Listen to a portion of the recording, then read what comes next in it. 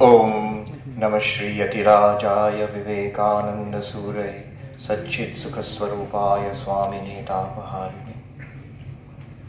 Most revered Swami Gautamanandaji Maharaj, revered Swamis Satyadevanandaji, Sarvalokanandaji, Atmapriyanandaji, Muktidanandaji Maharaj, this galaxy of revered Swamijis present, dear friends, devotees and well-wishers.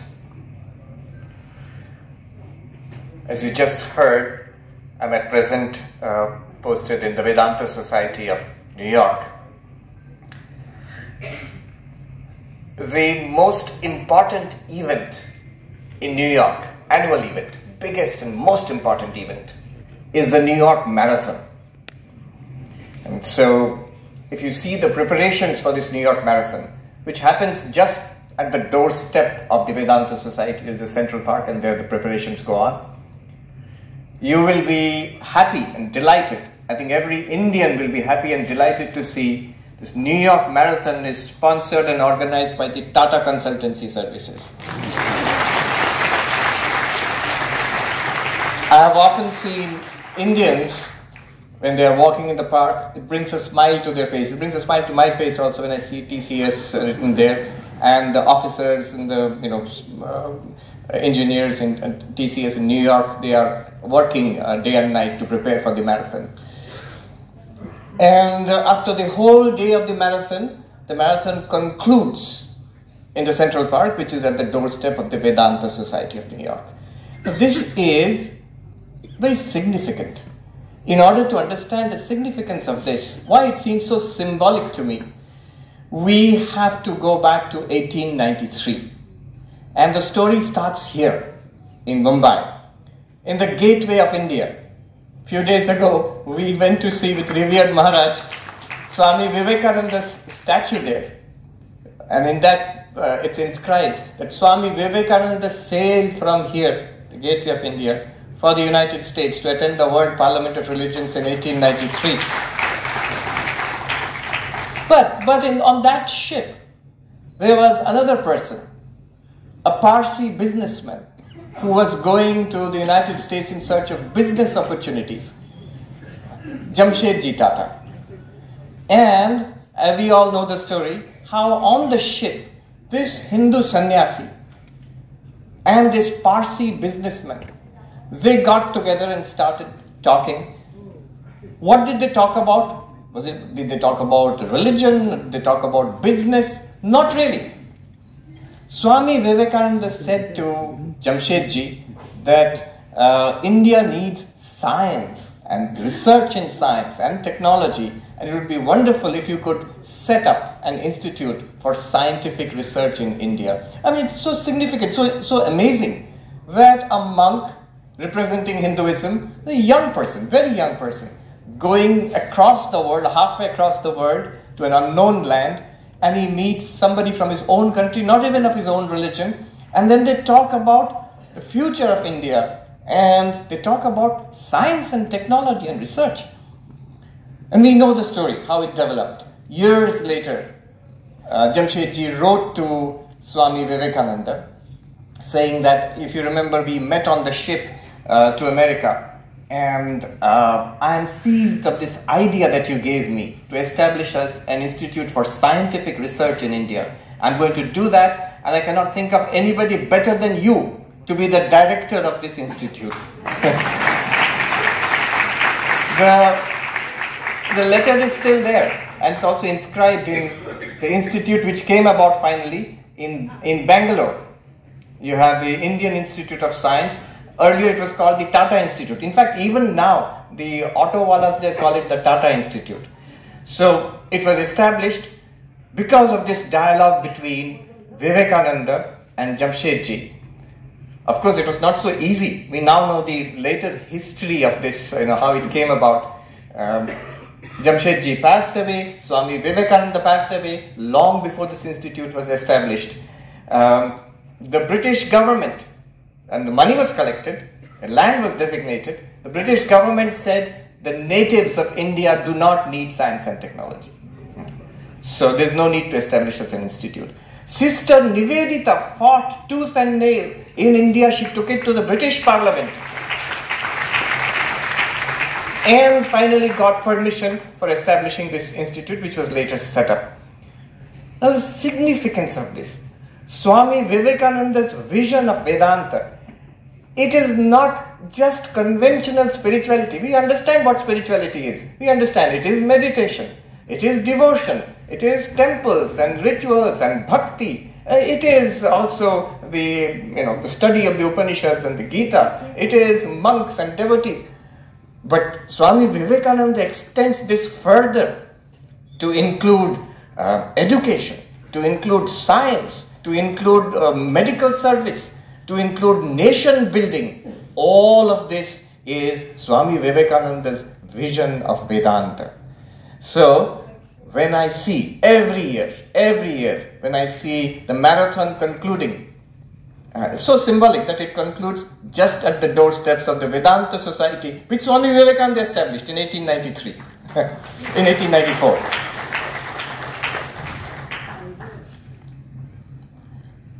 We are here to celebrate 100 years, the centenary of the Ramakrishna Math and Ramakrishna Mission here in Mumbai. This year we are also celebrating the 125th year of the Ramakrishna Mission itself. This is another aspect of Swami Vivekananda's vision for Vedanta. See, it again goes back to the United States. One day he came home to the place where he was staying and said to his hostess, an elderly American lady, he said, "Madam, today I have fallen in love." And the lady was a little amused.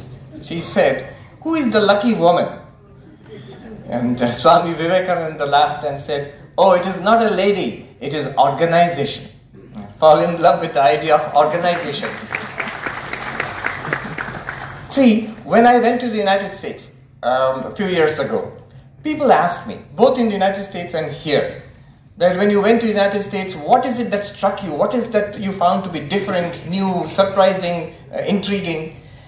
And these days, there's nothing so new or different or, I can imagine 40, 50 years ago, when we went from India to the United States, we would see something different. We would, it would be very interesting. But nowadays, because of the whole world linked together through media and internet and all, we know what's there. We see it in magazines and newspapers, on internet. We see it. So what is so new about it? But there is one thing which I found new, which we cannot see here if we go there and stay for a certain amount of time and we observe American society, something which is very inherent there. The power and the knack of organization. I remember I was there, I was initially posted to our Vedanta Society in Hollywood. And somebody asked, why in Hollywood? Why do you have an ashram in Hollywood? Swami Prabhavanandaji, the founder, he used to say, we were here before Hollywood became Hollywood. So, but what I noticed was, an interesting feature I noticed there was that at every level there was an informal or formal organization.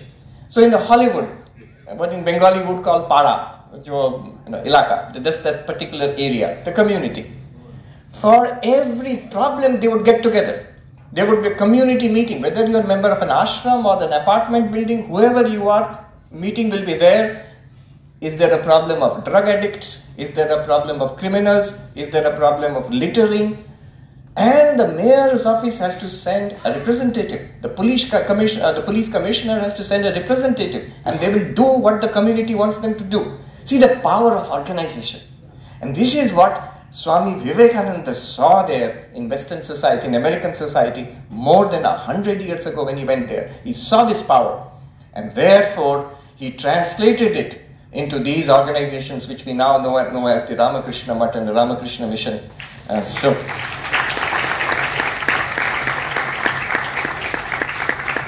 He established the Vedanta Society of New York in 1894. One of the first ashrams of our order. Not the very first, because already the monastery was there in Baranagar and later in Alambazar. But there, one day, Swami Vivekananda was sitting for breakfast This was in New York in around maybe 1894-95. And they were going to publish one of his lectures as a pamphlet. And the printer, a Dutchman, he came to meet Swami Vivekananda and said, Swami, it would be helpful if we have a logo, a symbol. And Swami Vivekananda, sitting there at the breakfast table, he sketched out the symbol of the Ramakrishna Math and Ramakrishna Mission. You know, when you look at it, is it here? Yes. So if you will see it as wavy waters, a swan swimming on the waters, the sun rising in the background, a lotus blooming in the foreground, and the whole thing encircled by a serpent. Swami Vivekananda sketched it out and on a piece of paper, and he tossed it across to the printer, to the gentleman, and said, draw it to scale. And that's how we got the logo. And that encapsulates Swami Vivekananda's vision of Vedanta. He explained later that the lotus blooming, it represents devotion, love of God. The wavy waters represent karma, action in this world. The sun rising at the back, it represents jnana, knowledge of self, knowledge of Brahman. And the whole thing being encircled by the serpent, it is the power of yoga, he said. The Kundalini power or the power of yoga. In two different places he has given two different interpretations. And by a combination of work and love and knowledge and yoga of concentration, one can realize God, which is symbolized by the swan, the Paramatman, the swan swimming in the water. So this is, in essence, Swami Vivekananda's ideal of the four yogas, the harmony of four yogas, which Swami Sarvapriyanandaji just so eloquently spoke about just now. This idea was there throughout in Indian spiritual history. There are different modes in which one can be spiritual. One way is the way of devotion, where the problem is stated as that God exists, but we do not have devotion to God. And the solution is to have love, faith, devotion to God, to worship God, to surrender to God. So this is the path of bhakti. God exists. How do I know? Take it on faith. Your guru is telling you, scriptures are telling you, holy people are telling you, so God exists. Take it on faith. And worship, love God until one gets a transcendent experience when it becomes no more just a question of I believe, but then it will become I know. But still, that is the path of devotion, path of love. There is another path, the path of yoga, where it is not so much a question of faith. Patanjali tells us that not so much a question of faith, it's a matter of experience. Swami Vivekananda, when he went to America, he said religion is realization, not just believing in something. So it's a question of direct experience of the suprasensuous, of the transcendent reality. And how do you do it? The problem is not lack of faith, solution is not faith, the problem is restless mind, chitta vritti. And the solution is chitta vritti nirodha, settling the restlessness of the mind in deep focus and in deep meditation in samadhi. So that's the yogic way. And very, very important for this day and age. Swami Vivekananda stressed it in America. He realized that this is the age of empirical experience, of direct experience. It's no use saying you have to believe in this. People had heard that for centuries, that you have to believe in religion because the church says so, the books say so, the preachers say so. But Vivekananda said, you believe in religion because it's a question of experience. One can experience God. That's what made Vivekananda Vivekananda. Narendranath goes to Sri Ramakrishna and asks, have you seen God? And Sri Ramakrishna says, yes, I have seen God, just as I see you, even more clearly. So this appeal of experience, I can see God, I can experience God. That is the path of yoga. There's also another path, that it is not so much a question of faith or not faith. It's not so much a question of calming the mind or not calming the mind. It's a question of ignorance and knowledge. And the path of jnana says, you are Brahman and you just do not know it. And through a method of Vedantic inquiry, we will come to know it and see for ourselves. So all these paths were there. Jnana, bhakti, yoga and karma, all our activities usually are selfish in motive. What can I get for myself? If you can convert it into unselfish activity, it will lead directly to God realization. All these paths were there. Now what had usually happened was, in Sanatana Dharma, in fact in all the traditional paths, all the 4 yogas are included, but usually there is a hierarchy. If you ask Shankaracharya, he will say that bhakti is helpful, karma is definitely helpful, meditation is very helpful, but none of them will give you God realization. Enlightenment will come only through jnana, because the real problem is ignorance of the self, and therefore knowledge of the self will lead to enlightenment. If you ask Sri Ramanujacharya or Sri Madhvacharya, same question. Which yoga will lead to enlightenment?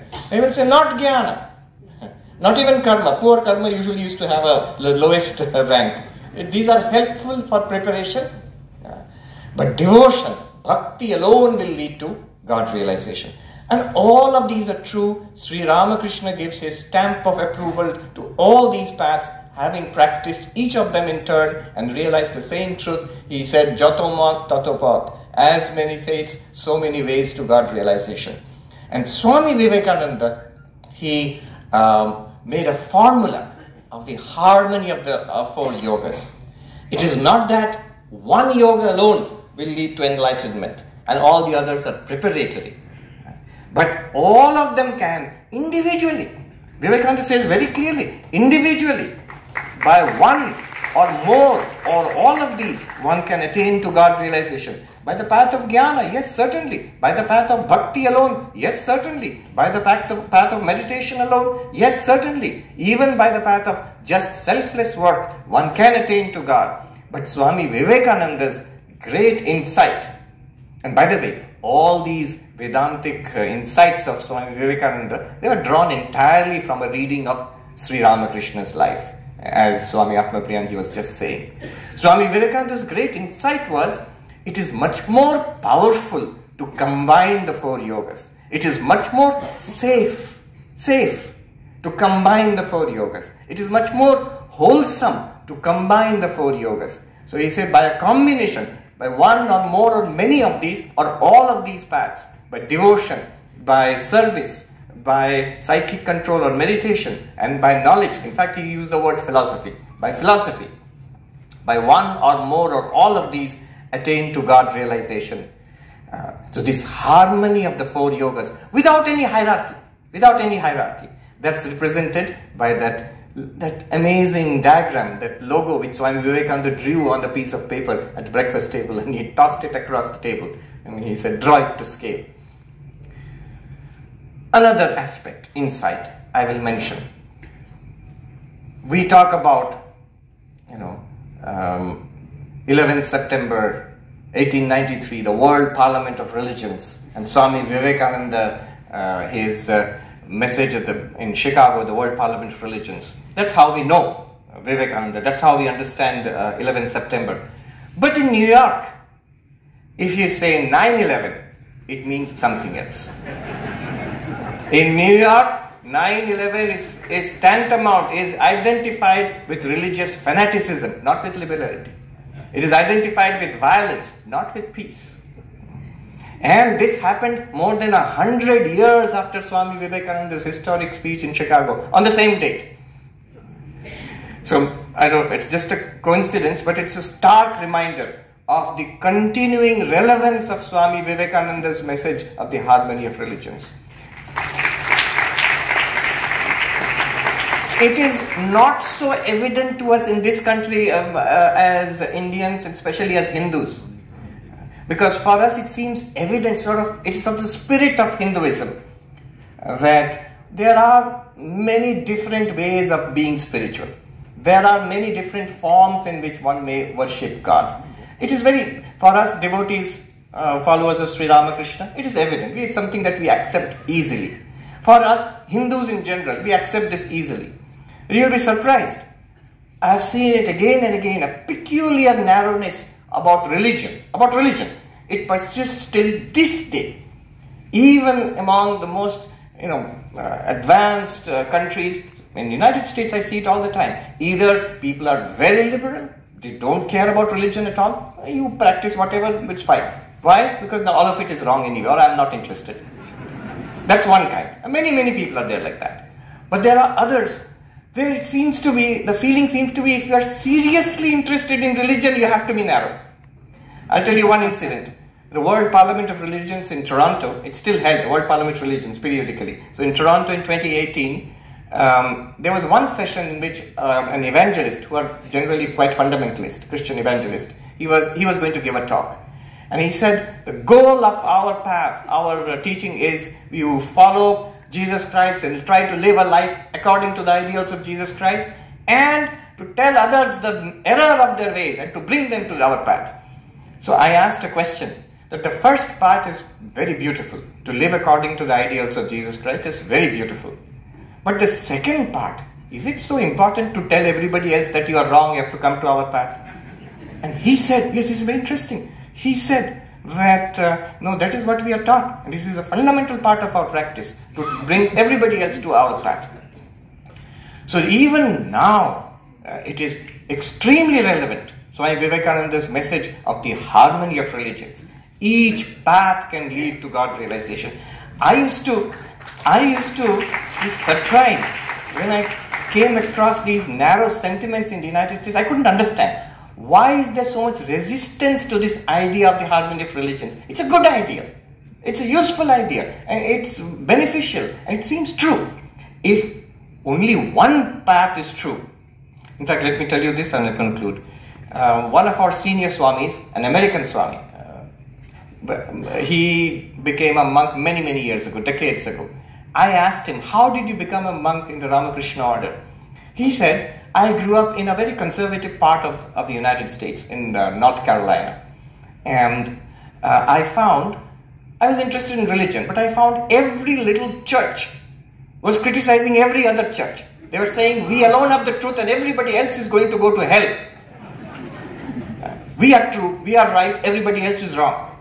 And this, he said, I was a young man, I thought maybe we are also wrong then. If everybody is wrong, how is it that only we can be right? So probably everybody is wrong.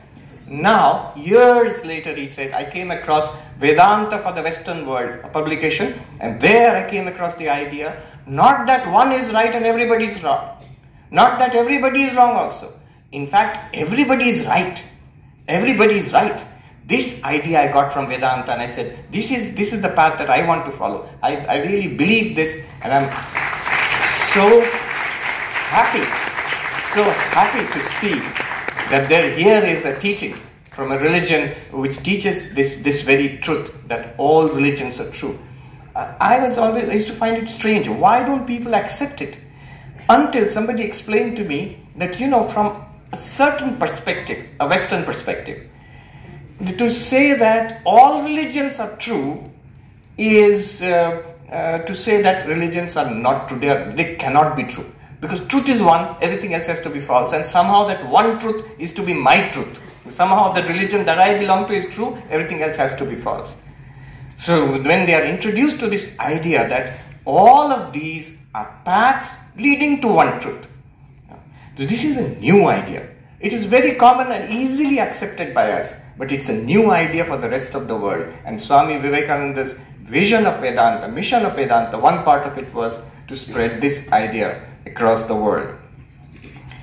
I have run out of time, so I'll conclude by saying I pray to Sri Sri Thakur, Ma and Swamiji to bless all of us. May we imbibe these very powerful ideas. There's a saying, there is nothing so powerful as an idea whose time has come. And the time of Ramakrishna and Vivekananda has come. And it is spreading across the world, and it will do so more powerfully in the centuries ahead. Let us imbibe these ideas, become blessed ourselves, and let our lives be a blessing to others. Thank you so much.